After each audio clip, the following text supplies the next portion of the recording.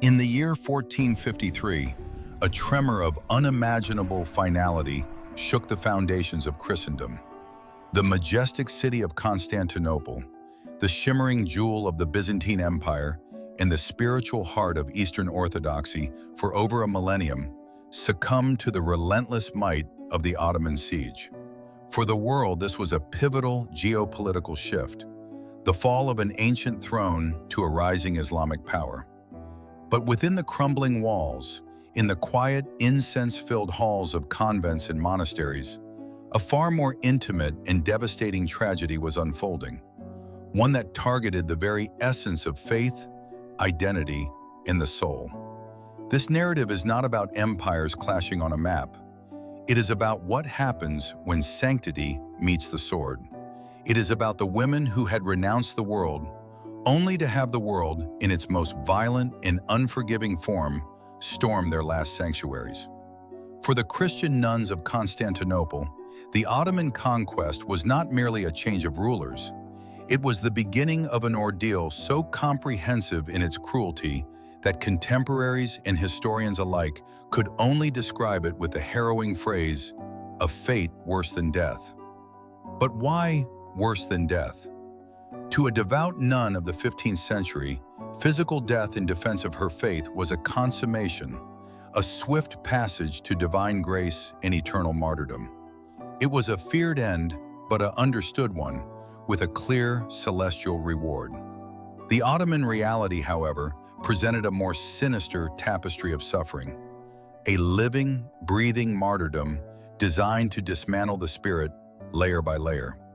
It was a multifaceted assault that targeted the body, the faith, the community, and the very core of self.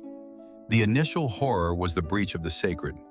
Convents like the Venerable Cora, with their walls adorned with mosaics of a serene Christ Pantocrator, were not just buildings, they were portals to the divine, spaces where the earthly and the heavenly communed. When the Janissaries, the elite slave soldiers of the Sultan, their axes slick with the blood of the city's defenders, kicked in these hallowed gates, they were committing more than an act of war. They were performing a deliberate, symbolic desecration. The sacred icons, believed by the faithful to be windows to heaven, were not merely looted for their gold, but were often defiled, eyes gouged out, faces scarred, in a ritualistic demonstration of dominance. The message was unequivocal. Your God has no power here. For the nuns themselves, their distinctive habits, the black veil of the Orthodox, the simple gray of the Benedictine, made them glaring targets in the chaotic sack. In the brutal calculus of medieval warfare, the taking of women was a standard spoil of victory. But these were not ordinary women. They were brides of Christ, living symbols of a vow of eternal chastity and devotion. Their violation, therefore, carried a potent theological weight. To seize a nun was to humiliate the Christian deity himself, to prove the impotence of his protection over his most devoted followers. Historical accounts, from the mournful chronicles of Greek survivors to the grim dispatches of Venetian diplomats, speak of nuns being dragged from their altars, their prayers drowned out by foreign shouts. Their journey from the cloister led them into the grim machinery of the Ottoman slave economy. The slave markets of Constantinople, swiftly reopened under a new Islamic administration, became theaters of profound humiliation. Stripped of their habits, examined like livestock, these women of prayer and contemplation were reduced to commodities. Their value was multifaceted. Their often fair features were exotic in the Ottoman world, but their identity as Christian women, and specifically as nuns, added a perverse premium. They represented the ultimate conquest, not just of land, but of a rival civilization's most sacred ideals. The highest valued were taken into the private domains of the powerful, the opulent, labyrinthine harems of pashas, viziers, and the Sultan himself. To the outside world, this might have seemed a fate of luxury, a removal from the blood-soaked streets to a world of silks and perfumes. In reality, it was a gilded cage of profound psychological torment. Here, the systematic dismantling of their identity began in earnest. They entered as Caries, concubines, a title that forever severed them from their past as brides of Christ. Their new existence was a paradox of material comfort and spiritual starvation. Forced conversion was the central pillar of this process.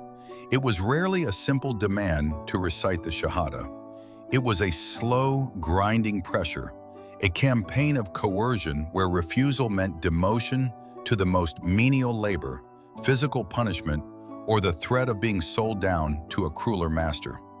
Jesuit missionaries and Eastern patriarchs, in later accounts, wrote of nuns who were subjected to endless theological debates with Muslim scholars, worn down by isolation and the constant, dripping reminder of their powerlessness. To convert was to commit a spiritual suicide, to renounce the salvation they had dedicated their lives to attaining. Yet survival often dictated this ultimate betrayal of self. Many succumbed, becoming Fatma or Aisha, their Christian names and past lives erased from official record. Yet fragmentary evidence, secret letters, whispers passed down through generations in Greek communities suggest some maintained a clandestine faith, whispering the Lord's Prayer into their pillows, making the sign of the cross with a drop of spilled water, clinging to a fragment of a cross hidden in the folds of their Ottoman garments. Beyond the harem, other fates awaited.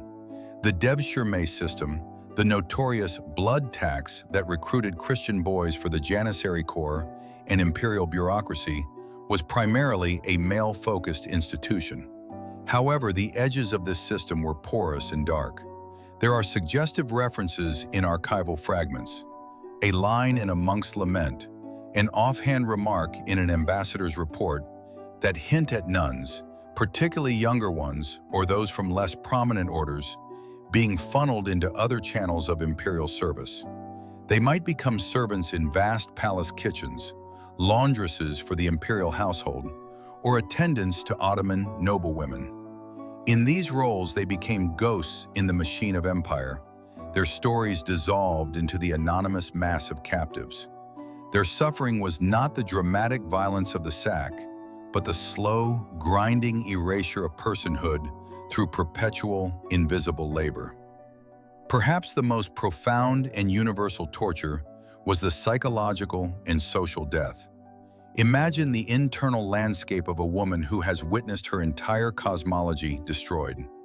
The God she served, in whose impregnable protection she believed, had seemingly permitted the defilement of his most sacred spaces and the violation of his most devoted servants. This crisis of faith, this dark night of the soul, imposed by external horror, was a torment no physical wound could match. Furthermore, even those who avoided the harem or the slave block now lived as dhimmis, protected yet subjugated people under Islamic law. They faced the poll tax, jizya, restrictions on rebuilding churches, and a constant low-grade hum of social inferiority. The convent that was once a refuge was now a fragile enclave in a dominant alien culture. The vow of cloister, once a voluntary separation from the world, had become an involuntary prison within a conquered one. This is why their fate was considered a fate worse than death. Death offered an end, a narrative closure of martyrdom and heavenly reward. The Ottoman conquest offered an unending present of degradation, a life where every day was a battle to remember a name, a prayer, a self that the world was determined to annihilate. Their martyrdom was not a single glorious moment on a pyre or in an arena, but a slow, silent bleeding of the soul over years and decades. The legacy of these women is, by design, one of silence. The Ottoman state archives do not chronicle their individual tears. Their stories are not etched in stone on monuments. They survive in the margins, in the anguished poetry of conquered peoples, in the coded grievances of church patriarchs pleading with foreign powers, in the stubborn persistence of certain feast days in former Byzantine lands that whisper of a long-ago tragedy. To piece together their experience is an act of historical archaeology, brushing away the dust of the official narrative to find the faint imprint of countless shattered lives. Examining this chapter is not an exercise in stoking ancient animosities. It is a necessary act of historical honesty, an acknowledgement that the grand sweep of empires, the rise and fall of civilizations, is built upon a foundation of countless, often nameless, personal catastrophes. The story of the Ottoman nuns forces us to confront the complex, dark intersections of religious zeal, imperial ambition, and gendered violence. It reminds us that history is not just made by sultans and generals, but is also written in the silent endurance of those who were meant to be forgotten. Theirs is a testament not to glory, but to the terrifying, resilient, and fragile human spirit caught in the gears of history.